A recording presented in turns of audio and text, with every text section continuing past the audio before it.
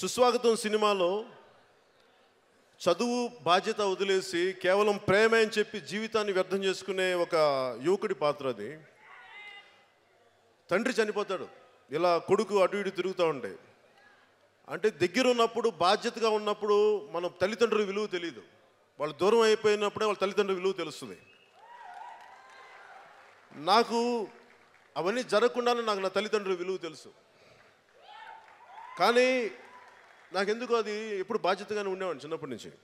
కానీ ఆ సినిమాలో నేను చేసిన పాత్ర క్లైమాక్స్లో నేను ఎంత ఏడ్చానంటే నిజంగా ఏడ్చాను. ఒక 16 టేకులు చేసిన, ఎన్నిసార్లు చేసినది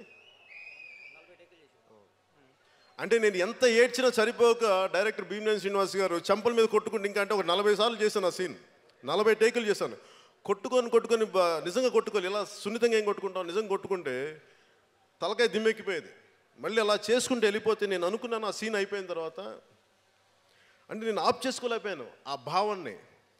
నిజంగా నా తండ్రి చనిపోతే ఇంక నేను ఏడుస్తానా అనిపించింది. జరగకూడదు, అశుభం అని తెలిసినా కానీ నా వల్ల కాలేదు. జల్సా చేసే టైంలో మా నాన్నగారు చనిపోతే నాకు ఏడుపు రాలేదు, ఏడ్చేశాను. ఆయన చనిపోవడానికి ఎప్పుడు కొన్ని సంవత్సరాల ముందు ఏడ్చేశాను.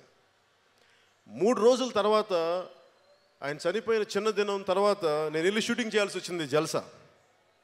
అంటే ప్రతి సినిమా తాలూకు ఏదో ఒక అనుభవం నా జీవితంలో నన్ను కదిలించే సినిమా. నేను సినిమాగా చూడలేదు, సినిమా నా జీవితం, నన్ను కదిలించిన సంఘటనలు, నాలో చాలా రేకెత్తించిన భావాలు అలా ప్రతి జరిగినాయి.